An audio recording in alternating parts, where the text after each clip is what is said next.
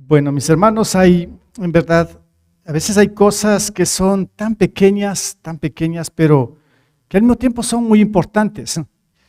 Como ejemplo, digamos que yo estoy conduciendo un vehículo en media carretera y se rompe la tapa del radiador. Bueno, es una tapa. ¿Qué importancia tiene una tapa? Yo puedo seguir o puedo taparlo como sea. No es tan simple, ¿no? Necesito esa tapa, ese repuesto, porque no puedo continuar. No puedo, por más que el vehículo esté completo, pero si no tengo esa tapa, que es muy simple, no puedo avanzar.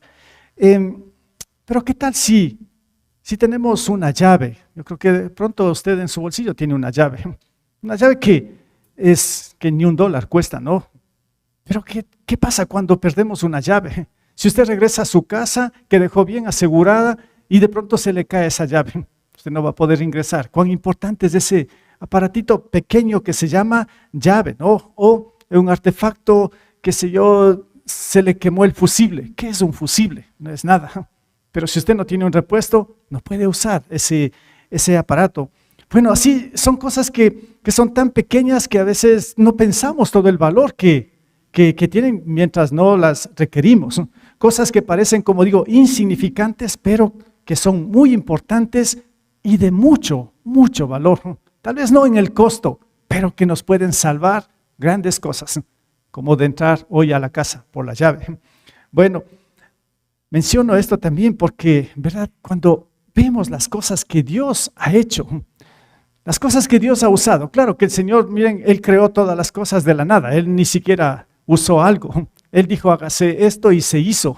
Ese es el poder de Dios, ¿no? Pero todas las cosas que Dios ha usado y sigue usando para cumplir sus propósitos, muchas veces parecen tan insignificantes, pero el resultado es extraordinario. Porque cada cosa que Dios usa, que para nosotros puede ser que no tiene de mucho valor, puede ser que, y de hecho, en las manos de Dios van a producir grandes cosas, grandes propósitos. Imagínese. Si sabe que eso dice la Biblia, ¿no? Que al hombre lo hizo del polvo. Y cuando en verdad nosotros no queremos el polvo, queremos limpiar, el polvo nos estorba.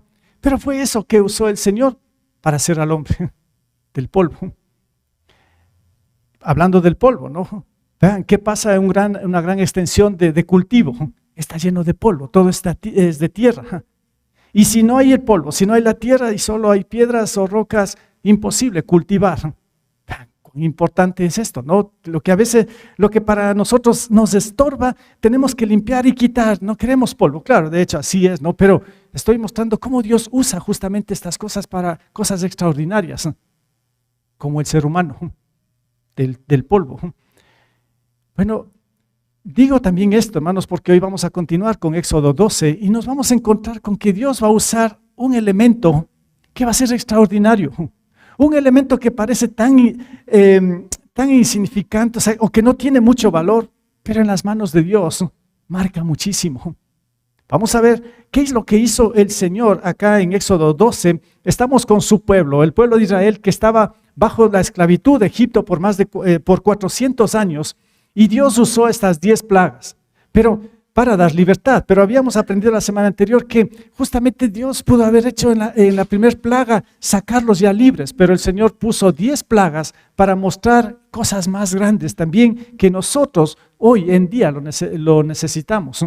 La semana anterior había explicado un poco acerca de esto y sobre todo las tácticas de Satanás que están detrás de estas 10 plagas. Pero ahora vamos a ver la última plaga. ¿En qué consiste todo esto? Y vamos a ver que detrás de todo esto ya pues el Señor va a ayudar a su pueblo a que salga libre. Va a salir en libertad después de lo que Dios va a hacer con lo que nos muestra en Éxodo capítulo 12. Espero que ahí tenga su Biblia y vamos a mostrar algo aquí. Cuando yo decía cosas pequeñas, como un cordero. El Señor va a usar un cordero para dar libertad al pueblo de Israel. Bueno, uno se puede pensar, ¿y por qué no manda un rayo, una tormenta y acaba con los egipcios y deja el campo libre y muestra todo su poder? Claro, de hecho el Señor lo pudo haber hecho y puede seguir haciendo cosas que nos pueden impactar, Pero el Señor a veces muestra con cosas muy pequeñas, como un cordero. Un cordero es simple, o es suficiente para sacar al pueblo de la esclavitud de Egipto. Un cordero que va a dar la libertad. Características de este cordero. Vamos a hacer lo siguiente. Aquí vamos a estar en Éxodo capítulo 12. Yo voy a mostrar un poco el contexto de cómo fue la liberación del pueblo de Israel, pero después voy a regresar para ver de qué nos sirve, o qué quiere el Señor en medio de todo esto para nosotros cuando Él les dio la libertad por medio de este cordero. Bien, características de este cordero. Primero dice que debe ser un cordero sin defecto, y por eso vamos a leer Éxodo capítulo 12. Le está dando las instrucciones ahora finales en cómo deben hacer el pueblo de Israel para que ellos salgan libres. Y va a depender de su obediencia, va a depender de que las cosas lo hagan como el Señor lo dijo. Muy simple lo que el Señor les va a decir para que ellos puedan salir libres de la esclavitud de Egipto. Un cordero sin defecto es lo que primero se necesita. En el versículo 3, Éxodo 12:3, dice, el Señor dice esto, ¿no? Hablen con toda la comunidad de Israel y díganles que el día 10º de este mes todos ustedes tomarán un cordero por familia, uno por cada casa. Ya, es lo que está dando las instrucciones aquí el Señor. Después del versículo 5, con respecto al cordero, dice, el animal que se escoja puede ser un cordero o un cabrito de 1 año y sin defectos. El 6 nos dice a este cordero, ¿no? Al cual cuidarán hasta el 14 del mes, 14 días que iban a estar, 4 días, ¿no? 4 días que iban a estar cuidando del cordero, para después hacer el siguiente paso. Entonces, a primera instancia, yo dije, va a pasar rápido esto, después regreso. ¿Qué es lo que pide aquí el Señor al pueblo de Israel? Un cordero sin defecto. Este cordero tenía que ser verificado, que sí es perfecto. Por eso tenían algunos días ahí, escogían y tenían que verificar que sea el cordero perfecto de entre todo el rebaño. Luego vamos a ver que también ese cordero tiene que estar bien seleccionado y bien preparado para el sacrificio, porque lo van a sacrificar. Así, primero tienen que escoger este cordero sin defecto.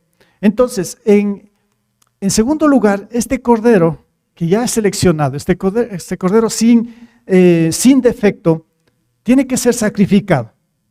Y ahí es lo que nos dice en el versículo 6, Éxodo 12:6, al que cuidarán hasta el 14 del mes, día en que la comunidad de Israel en pleno lo sacrificará al caer la noche. Bien, entonces el siguiente paso, como digo, va a ser un cordero que va a ser sacrificado. Este cordero, pues, o el sacrificio de este cordero es de un cordero inocente y manso. Escogieron, esa era la cualidad de este animalito, de este cordero. Este sacrificio también tenía que ser de un cordero con un gran propósito. Y el gran propósito por el cual el Señor pedía este cordero, vamos a ver en el siguiente punto, es que se tenía que sacrificarlo porque tenían que usar la sangre para pintar en los dinteles de la puerta y para liberarlos, porque el Señor iba a mandar la 10ª plaga, que era la muerte a todos los primogénitos, sea del faraón, de sus familias, de los egipcios, incluso de los animales. El Señor le advirtió, si tú no dejas ir a mi pueblo ya libre, pues voy a mandar lo siguiente, es la 10ª plaga, mandar a matar a todos los primogénitos. Pero el Señor les quería salvar, liberar a su pueblo. Ya, entonces tenían que escoger ese cordero, tenían que sacrificarlo y ahora sí tenían que usar ese elemento del cordero, la sangre. La sangre del cordero tenía que ser usada para que en el versículo, estamos en Éxodo 12, en el versículo 7 y el 13 dice, tomarán luego un poco de sangre y la untarán en los postes y en el dintel de la puerta de la casa donde coman el cordero. El 13 dice, la sangre servirá para señalar las casas donde ustedes se encuentren. Pues al verla, escuche bien esto, pues al verla, la sangre que estaba ahí, pues al verla pasaré de largo. Así, cuando hiera yo de muerte a los egipcios, no los tocará a ustedes ninguna plaga destructora. Buenísimo. Entonces esta fue la instrucción que dio el el Señor, ¿sí? En cuanto a la sangre, ¿sí? Ese elemento que se tenía que usar era para pintar con esta sangre estos dinteles, ¿sí? de la puerta, y también porque si no tenía pintado esto, iban a morir los primogénitos. Entonces, como se tenía pintado, pues entonces la muerte pasaba por alto. Bien, ¿qué es lo que hicieron los israelitas? Ellos hicieron al pie de la letra. Tomar en cuenta todo lo que estaba aconteciendo, ellos también ya estaban seguro asustados de todo lo que, de lo que fueron testigos de las 10 plagas. Y ahora el Señor les manda esta instrucción. Y parece ser que todo el pueblo de Israel sí obedeció. Esa noche sacrificaron el cordero, sacaron la sangre, hicieron tal como el Señor les dijo, pintaron los dinteles y claro, y efectivamente en esa noche pasó la muerte. Para todos aquellos que estaban refugiados en esa casa, pintados con la sangre, no llegó la muerte. Pero a los demás que no tenían esto, todos murieron, todos los primogénitos. Y esto sí, que le causó enojo, tristeza y de todo al faraón, a tal punto que llamó a Moisés y le dijo, ¿sabes qué, Moisés? Ahora sí llévate a tu pueblo, llévate a tus hijos, a tu familia, animales, todo lo que ustedes quieran, se fueron. Largo de aquí, les dijo, ¿no? Se fueron. Y no solo esto, sino que ahora los israelitas aprovecharon algo más. Todos los egipcios estaban asustados ante todo esto, porque todos sus primogénitos murieron, a tal punto que ellos pudieron despojar de sus tesoros también a los egipcios. Ellos no se fueron con las manos vacías, se fueron con todo el oro, plata que ellos tenían. Algunos bienes de los egipcios se fueron llevando. Y ahora sí, entonces quedaron libres. Salieron libres después de 400 años, rumbo a la tierra prometida.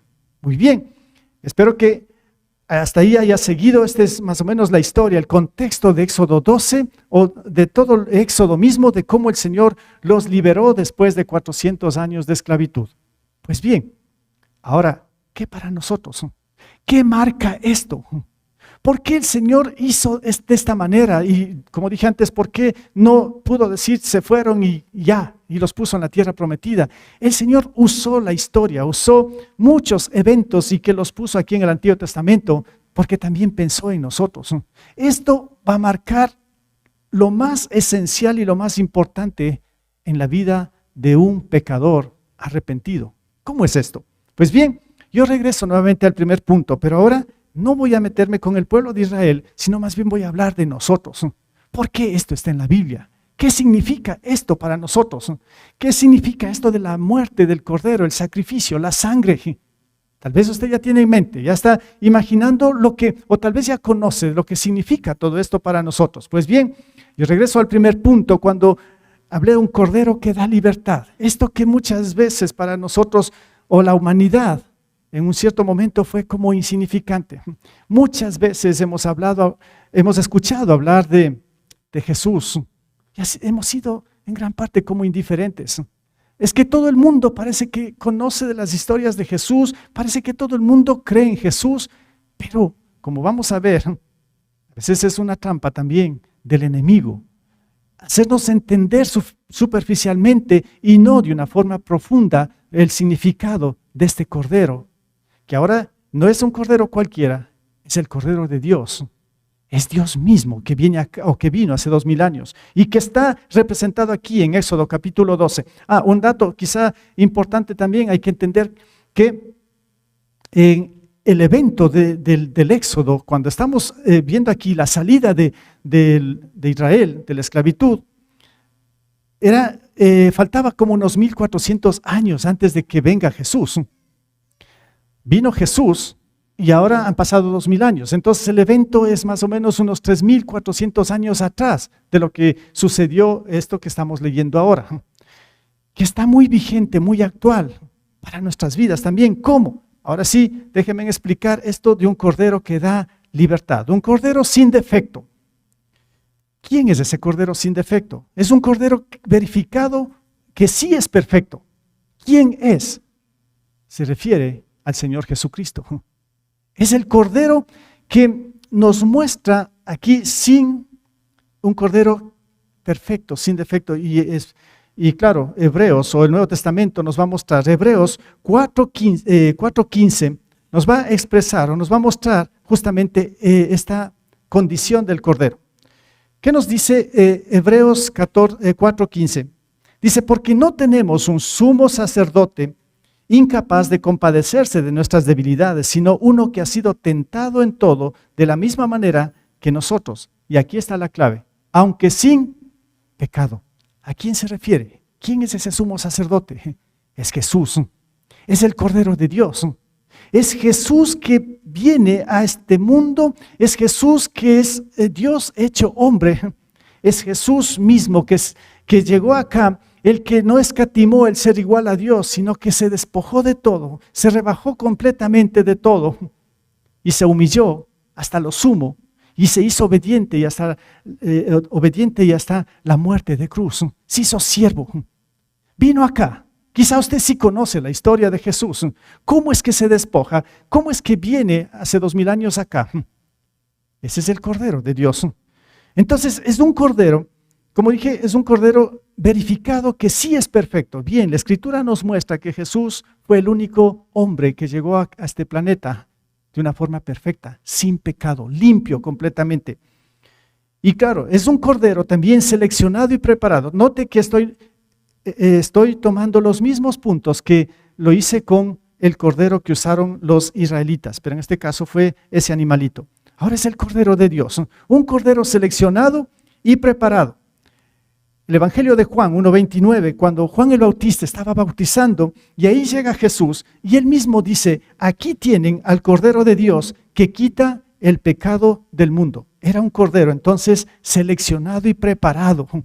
Él se despojó de todo para llegar acá a este planeta, a este mundo, donde nosotros con un propósito. Pues bien, ese es un Cordero sin defecto. Jesús, repito, fue el hombre perfecto, sin pecado. El modelo para nosotros, los seres humanos. Nosotros batallamos con el pecado, batallamos en este mundo, batallamos con todas las circunstancias. Jesús vivió lo mismo exactamente que usted y yo. Jesús tuvo hambre, Jesús tuvo sed, Jesús tuvo sueño, Jesús tuvo frío, Jesús tuvo calor.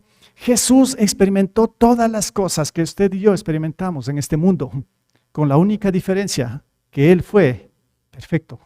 Él nunca pecó. Lamentablemente nosotros, usted y yo, pecamos todos los días. Pecamos de una o de otra manera. Lamentablemente así es. Y justamente este pecado es el que nos lleva a una vida de desastre y de condena, como vamos a mostrar. Pero ¿a qué viene Jesús? ¿Para qué el Cordero de Dios que viene acá? Dice aquí Juan 1:29, a quitar el pecado del mundo. ¿Quién es el mundo? Usted y yo. Toda la humanidad somos el mundo.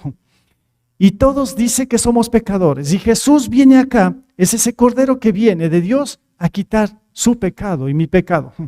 ¿Cómo es esto? Pues bien, sigue el siguiente punto. Pero a primera instancia un Cordero que da libertad. Ahí está ese Cordero sin defecto.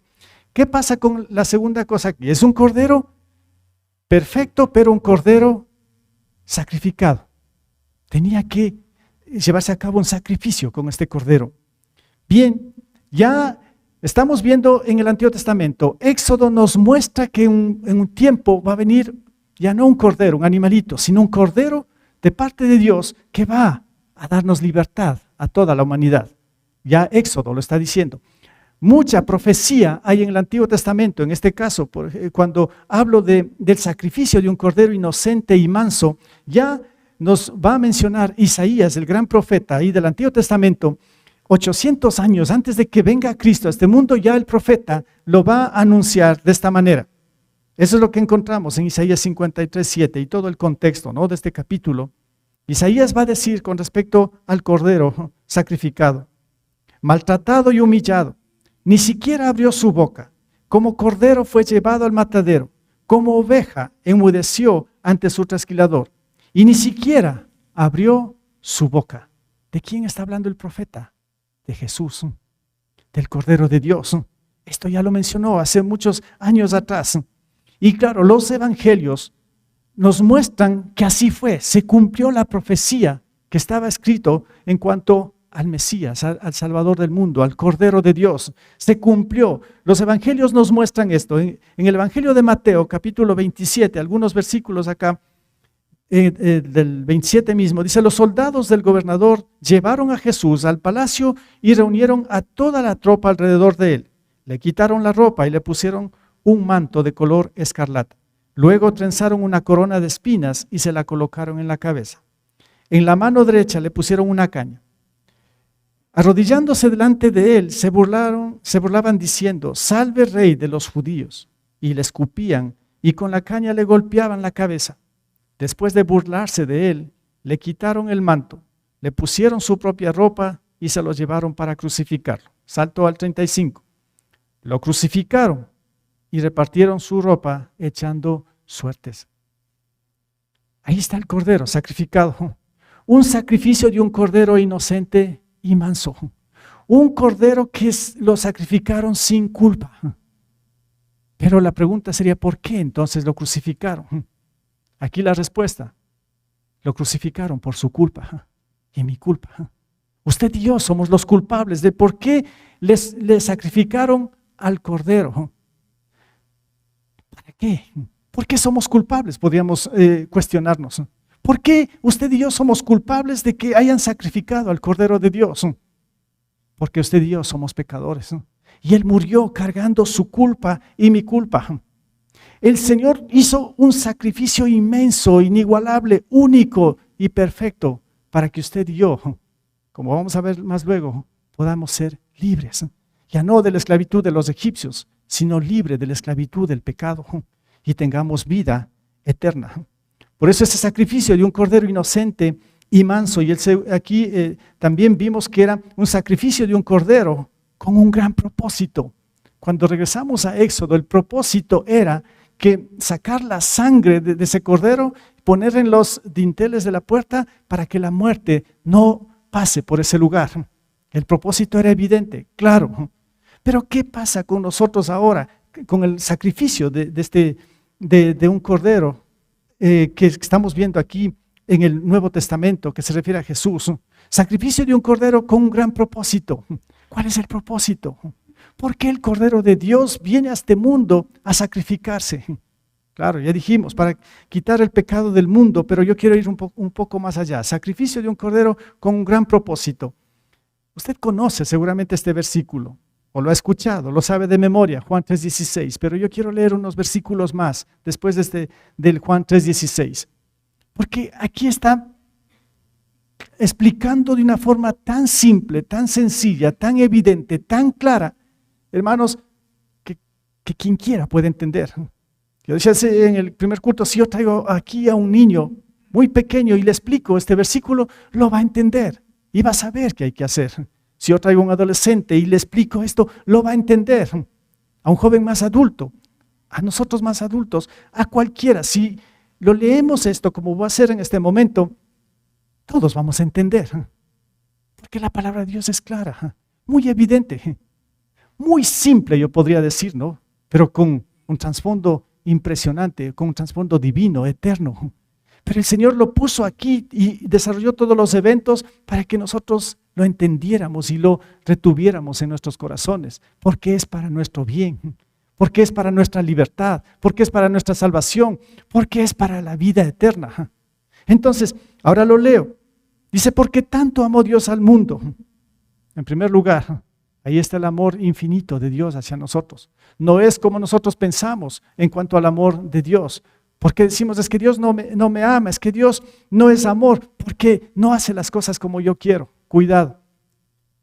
El amor de Dios es perfecto. Nuestro amor, entre comillas, es imperfecto. Pero dice que tanto Dios amó al mundo, y aquí lo muestra, que dio a su Hijo unigénito. ¿Quién es el Hijo unigénito? Jesús, el Cordero de Dios.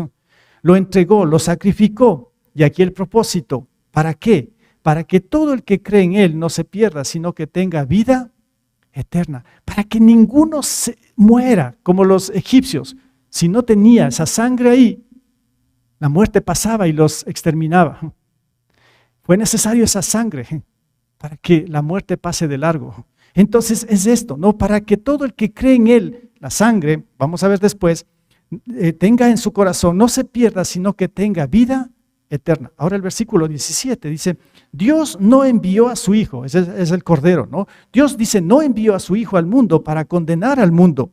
¿Para qué ha sido? A través del propósito, sino para salvar o salvarlo por medio de Él. ¿Salvarlo de qué? ¿De qué vino a salvarnos? ¿A qué vino el Señor Jesús? ¿A libertad de qué? Está claro en Éxodo, les dio libertad de la esclavitud de los egipcios. ¿A qué vino el Señor Jesús? ¿A darnos salvación de qué? ¿Quién está sobre nosotros? ¿Bajo qué esclavitud entonces estamos nosotros? ¿De qué viene a liberarnos el Señor Jesús? Pues es de la condena del pecado, de la esclavitud del pecado, que es más trágico que haber estado 400 años bajo la esclavitud de Egipto, porque el pecado nos condena. Y por eso dice, para que todo el que cree en Él no se pierda, sino que tenga la vida eterna. Dios no nos envió a su Hijo al mundo para condenar al mundo, y aquí viene, sino para qué, para salvarlo por medio de Él. Y aquí está la clave, para mí el versículo 18. El que cree en Él, ¿en quién? En el Cordero de Dios, en Jesús. El que cree en Él no es condenado, pero el que no cree ya está condenado por no haber creído en el nombre del Hijo unigénito de Dios. Hermanos, qué simple la palabra de Dios. Si yo les pregunto a cada uno de ustedes, ¿ha entendido? Usted va a decir sí. Claro, todos lo entendemos. Todos lo entendemos. Incluso parece que ya nos da un poquito de sueño también escuchar lo mismo y lo mismo, diríamos, ¿no? Pastor, pero eso ya sé ya cuántas veces sé esto, ¿no? Y lo sé de memoria estos versículos. Y otra vez usted está mencionando esto. Hermanos, pues lamentablemente le voy a estar mencionando hasta que el Señor me lleve, así que prepárese, ¿no? O sea, va a estar en lo mismo y lo mismo, como dirían, en la misma cantaleta, diría alguien, ¿no? Otra vez lo mismo. Es que es lo más importante. ¿Ven? Yo puse hace un momento el ejemplo de la llave. ¿Ven? Esa llave, ¿no? Que parece nada, pero pues si se lo pierde, está en problemas usted. Y yo tal vez estoy repitiendo la llave y va a resultar que usted llega a su casa y no está la llave. ¿Y ahora qué va a hacer? Va a decir ese pastor que estuvo ahí mencionando solo que la llave, y ahora ¿dónde está la llave? Hermanos, bueno, que no suceda esto, ¿no? Pero yo les digo, lo que acontece es esto, que parece que tenemos la llave, pero no entramos, ¿me entiende?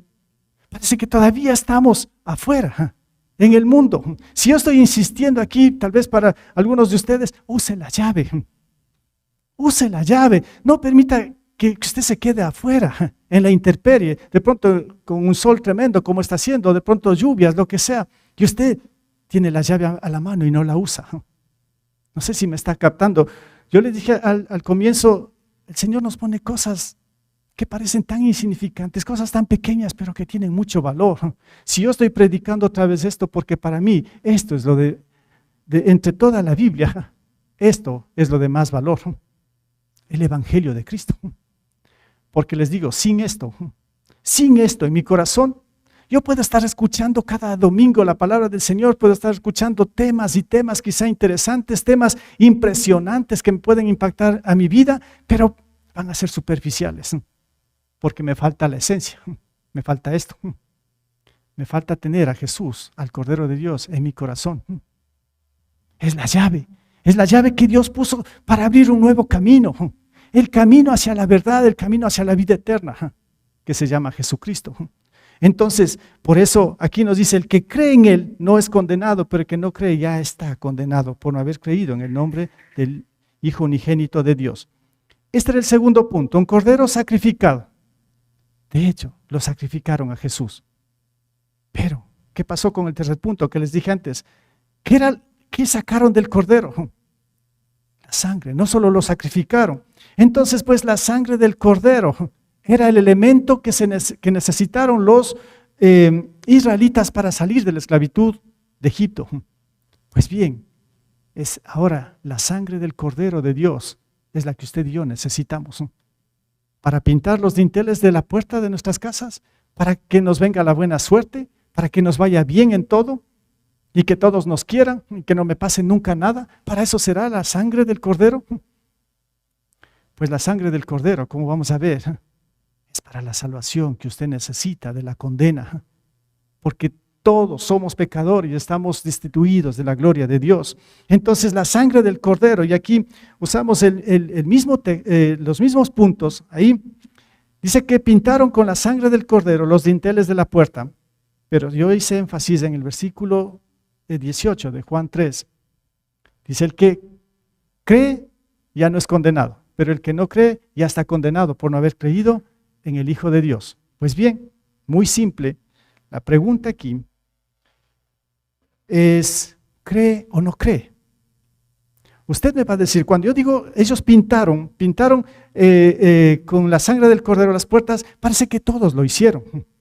No nos dice la Biblia que ningún israelita se quedó sin pintar y que murió. Todos se salvaron, todos obedecieron. Qué bueno.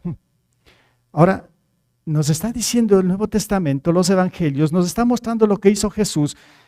Y ahora, Él dice que se sacrificó por nosotros y ahora que Él derramó su sangre, yo pregunto, ¿usted cree?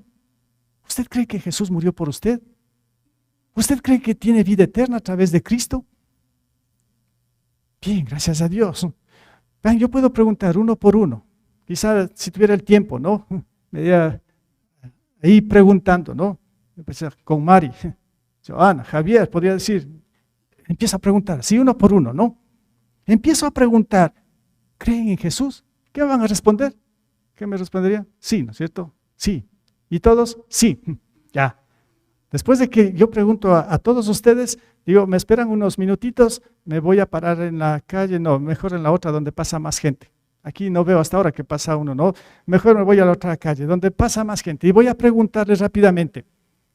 10, 20 o 30 personas. Voy a preguntarles. Una preguntita. ¿Creen en Jesús? Sí, gracias. Pasa al otro, ¿no? Hey, ¿creen en Jesús? Sí. Y tal vez de las 30 personas que yo pregunto si creen en Jesús, me van a decir sí. Ah, qué bueno, entonces todos creen. ¿Dónde está la diferencia? O sea, de una persona que tal vez nunca escuchó el Evangelio, ni se dio el trabajo de investigar en la Biblia, también cree. Entonces, ¿qué hacemos aquí? O sea, todos creen. Todos creen. Esa es la realidad. Así es. Vean, hermanos, aquí les comunico algo. Esta es una táctica también del enemigo. Quiere hacer creer o convencer que todos tienen una fe en Jesús y que todos creen. ¿Sí se ha dado cuenta de esto? Usted vaya a preguntar en su casa nomás. ¿Crees en Jesús? Tal vez todos los van a decir sí. Sí, yo también creo. Tú de gana te vas a la iglesia. Yo también creo. Entonces, todos podemos creer. Hermanos, repito, esa ha sido la táctica que ha usado y sigue usando Satanás, de tenerlos a la humanidad en una cierta religiosidad y mostrando a Jesús y diciendo que crean y punto. Y todos desde pequeñitos hemos dicho sí creemos. Yo desde pequeño decía sí creo en Jesús.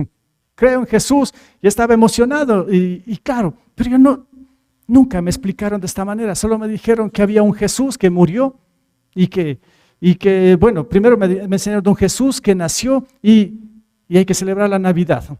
Y después de Semana Santa y murió y hay que estar con tristeza y no hay que comer carne, me enseñaron. Ese día viernes. Ya, entonces eso venía haciendo, ¿no? Entonces sí creo en Jesús. Y así fue desarrollándose mi vida también, hasta que en un cierto momento ya crecí, ya era un poco adulto. Dije, ya no creo en Jesús. Ya no creo en nada, sí. Si me preguntaban a mí, de esas 30 personas, yo hubiese, de los 30 que dijeron sí, yo hubiese dicho, no, yo no creo, ni existe Jesús. Es un cuento, es un mito. Eso era para mí en un cierto momento, ¿no? Ahora, hermanos, regreso a esto. Ellos pintaron con la sangre del Cordero los dinteles de la puerta. Ellos lo hicieron por fe. Creyeron. Y por eso cogieron del Cordero sacrificado la sangre y lo pintaron y fueron salvos. Y fueron liberados de la esclavitud de Egipto. Por eso mi pregunta aquí es, ¿usted tiene esa fe? ¿Usted cree específicamente que Jesús murió por usted?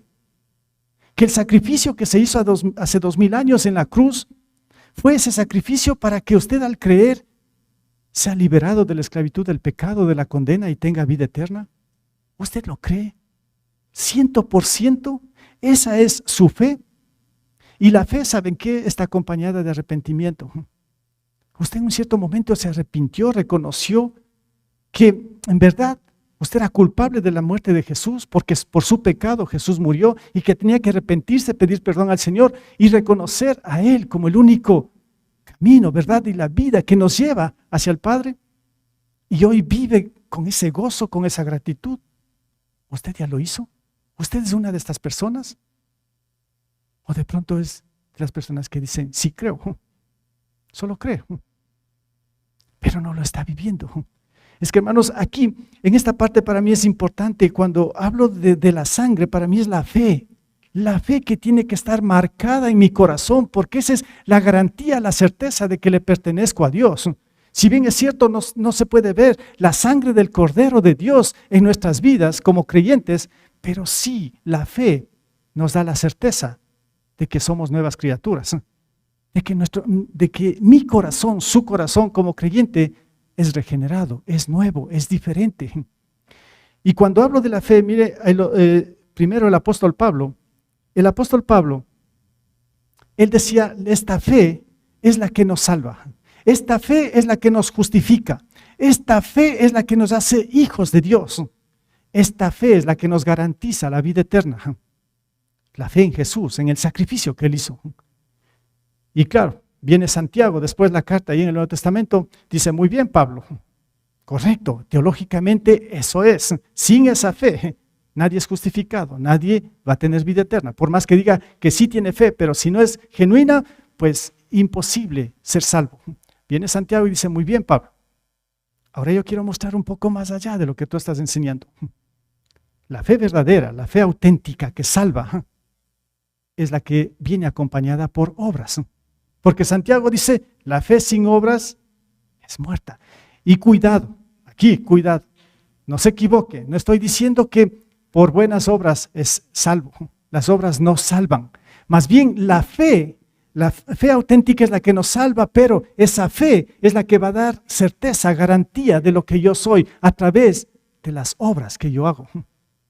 Porque soy diferente.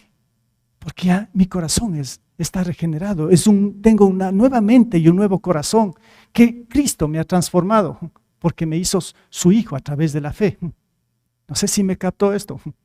Para mí esa es la sangre de Jesús, el elemento importantísimo dentro de lo que es la salvación que usted y yo necesitamos como pecadores.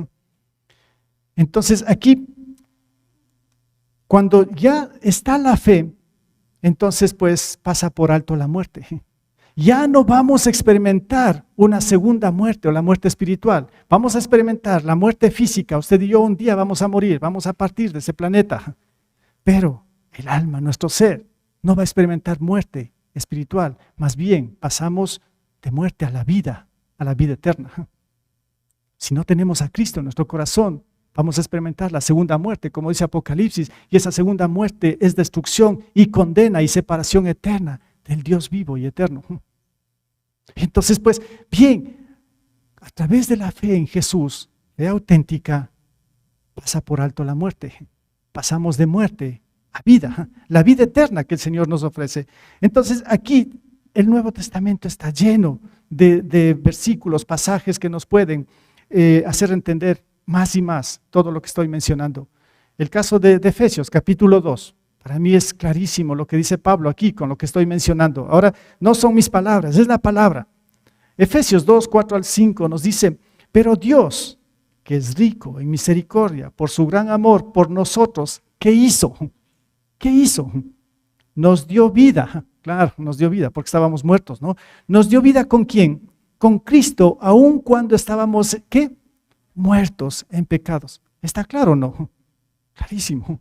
Ahora dice, y aquí esta frase sí tiene que estar subrayada en su Biblia. Si es que usted es un creyente, debería estar marcado esta frase aquí. Dice, porque por gracia ustedes han sido salvados. Yo soy salvo por gracia.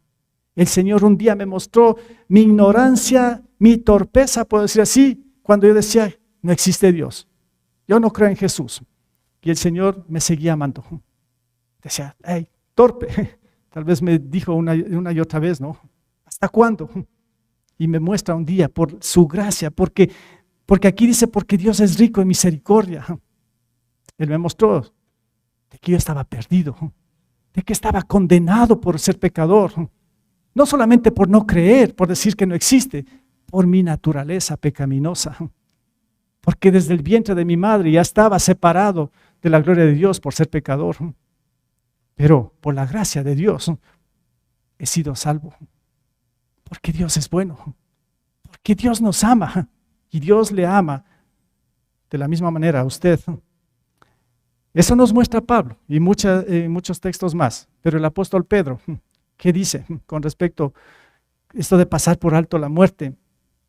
Pedro 1, 18 y 19 dice, como bien saben ustedes, escuche esto, fueron rescatados de la vida absurda que heredaron de sus antepasados.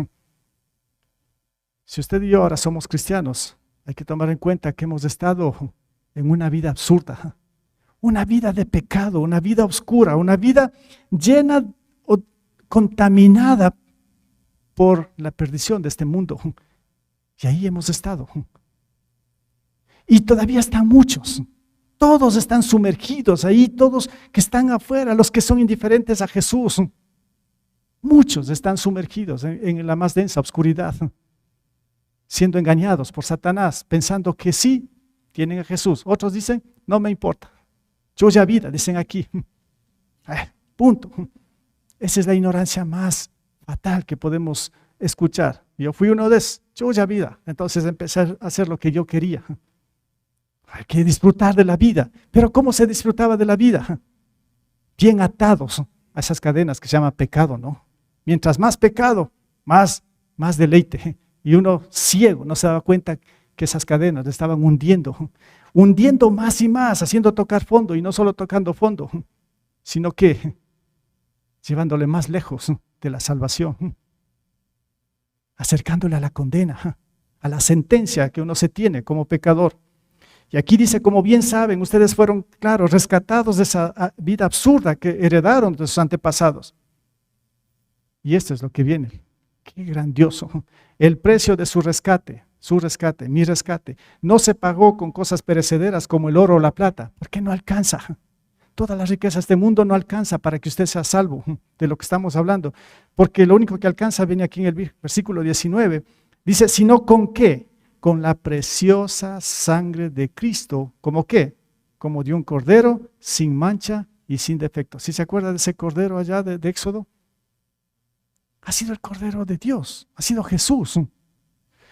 Con esa preciosa sangre que derramó en el Calvario, en la cruz, que ha sido ese elemento para que usted y yo seamos libres de culpa y tengamos vida eterna. Pero como dije hace un momento, la sangre es la fe que nosotros debemos tener. Entonces, mis hermanos, yo puedo decir esto, todos nacemos pecadores, espero que estemos de acuerdo, todos nacemos pecadores. Si nacemos pecadores, automáticamente somos esclavos ¿de quién? Del pecado. Cuando usted y yo nacimos aquí, automáticamente fuimos esclavos ya del pecado, sin darnos cuenta. Y también dice la Biblia que ya estábamos separados de su gloria. Y no solo esto, estábamos ya condenados a una muerte espiritual. Y aquí viene el pero de Dios. El pero de Dios es que Él es rico en misericordia. Pero Dios en su infinito amor por usted y yo como pecadores, ¿qué hizo? ¿Qué hizo? ¿Sacrificó a quién? A su Hijo, que es el Cordero, para que por la fe en Él, nuestra fe, tengamos la verdadera libertad y vida eterna. Hermanos, este es el Evangelio, las buenas nuevas. Ahora yo quiero topar unos 2 minutitos. Hermanos, yo mencioné hace un momento en cuanto al creer. No sé, de pronto usted dice que aquí estamos todos creyentes, qué bueno, que así sea. Pero si después de haber escuchado esto, reconoció que aun cuando ha estado sirviendo al Señor, aun cuando Ha estado en todas las clases del obrero fiel, aun cuando todos los domingos ha estado viniendo a la iglesia. Pero usted se da cuenta que Jesús no está en su corazón, que solo está muy cerca, pero que no es su Salvador. De pronto solo simpatiza de Jesús y piensa que cree en Él para que le ayude, para que le vaya bien en las cosas. Está correcto, sí, el Señor nos ayuda, pero ¿qué de la fe que le salva? ¿Qué de la sangre que Él derramó en el Calvario? ¿Usted lo ha entendido y lo vive según esto? Hermanos, aquí yo quiero mencionar algo, como dije. Si usted está detectando esto, hoy es el momento de que usted abra su corazón a Jesús. Hoy es el momento de que usted se ponga a cuentas con Él.